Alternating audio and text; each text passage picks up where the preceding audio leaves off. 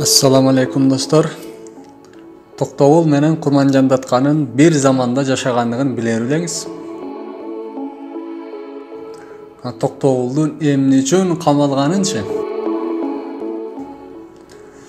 Токтогул камалганда Курманжан эмне кылганын билесизби?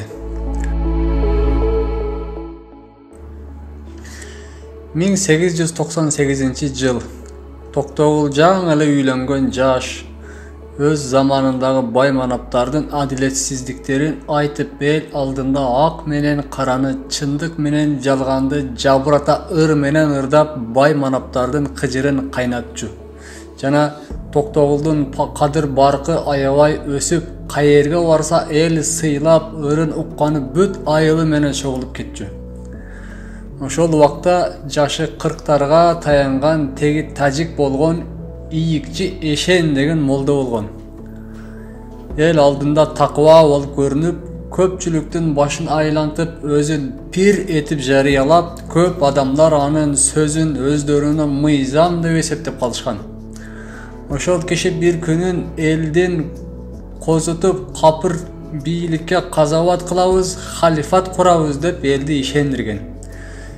Эл куралыбыз жок болсо, орус бийлигине кантип күчүбүз жетет десе, Алланын кудурети менен жеңиң мылтык болот, өтүүңөр замбирек болот деп душманга карап пүф же пах десеңер ок атылат деп элдин арасында илими жок, акылы тайыздарын ишендирип, 2-июнда Анжиянга барып көтөрүлүш чыгарып, көбү кырылып, өтүгү жеңинен пүф же пах десе да эчтеке атылбай, көп ошол жерден атылып, кармалы ошол ишке алакасы барларды да издетип карматышкан.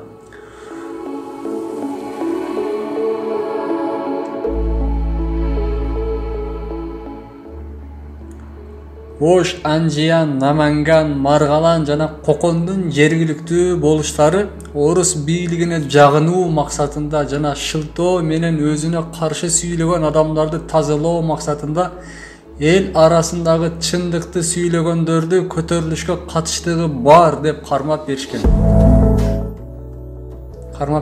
Ошол учурда кыргыз бай манаптары да Токтогулдан кутулаарга шылтоо таппай жүрүп, элдин каршы чыкканына карабай Токтогулду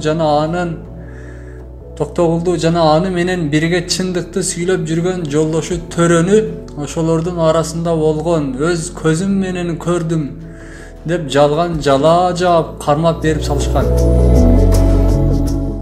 Токтогул мен андай ишке катыштыгым жок дегенине карабай, орустар да анын эл арасында таасирдүү адам экенин билип, бул бир фанатик экен деп молдон айтып, ал эми бул болсо ырчы экен, мунун ырын бүткүл эл тыңдайт экен, бул ийикчи Эшенден 1000 эсе кооптуу деп Токтогулду зынданга ташташкан.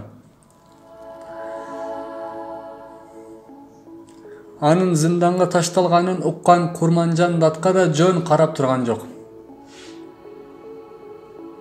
Токтогулду куткарып чыгуу үчүн Курманжан 87 жашында Алайдан алыскы Ташкентке карай жол тартты. Ташкентке барып генерал-губернаторга жолукту жана ал тез эле кабыл алды. Ордунан леп тура калып, келиңиз жарыктык деп жылуу жүз менен тосуп алды.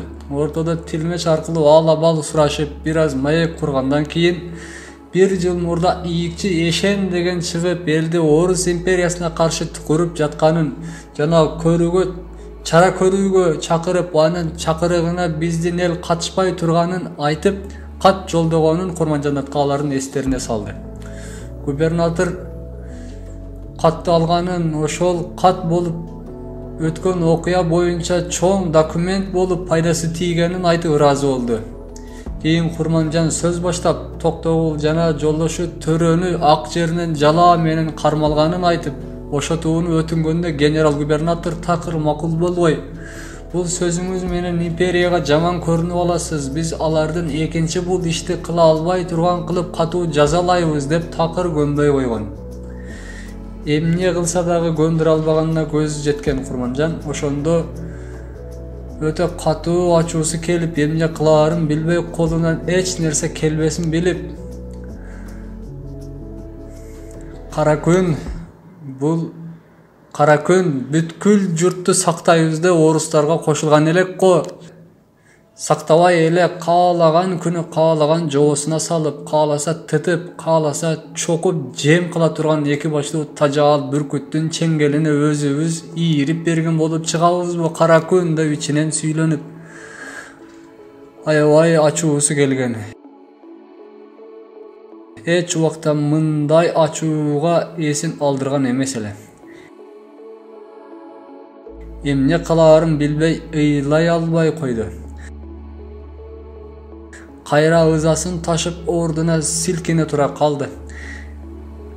Кийин генерал губернаторго карап туруп, мен деди эрини титирей. Мен силерди ак паша деген, адилет паша деген элем. Силер адилетсиз паша экенсиңер деп калчылдап жүзүнө үйрүдү. Тилмеч көзүн ирмегилеп таң калып которбой туруп калды. Айт деди Курманжан зиркете. Айтканымды түз айт деди да илдирей басып чыгып алайды көздөй кайра ат арабасына отуруп кайтып кетти. Кийин тескөө бүткөрүлдү, акыры ийикчи эшен жана 5-6 мүриди дарга асылды.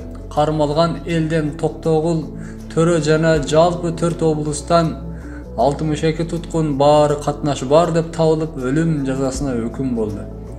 Жана баарын түрмөнүн жарыгы жок төрүнө салышты. Кыйла убакыт өткөн соң Азирет Ак Пашанын ырайымы болду деп өлүм жазасынын ордуна ар бирин 12 жылга Сибирге сүргүн кылынды.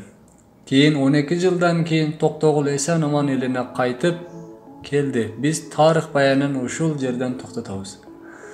Мындан үлгү алчу нерсе көрүп турганыбызда жакшы менен жамандын, ак менен каранын күрөшү илгертен бери болуп келген жана кыяматка чейин токтобойт. Негизгиси ушул күрөштө биздин позициябыз кайсы тарапта болот?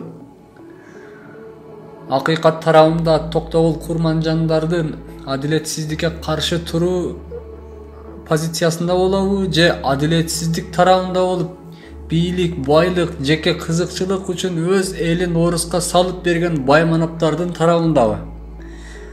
Же эч кимге жаман көрүнбөй, башым аман болсо болду, көчөгүмдү ит жесин деген позициядабы? Ойлонуп көрөлү.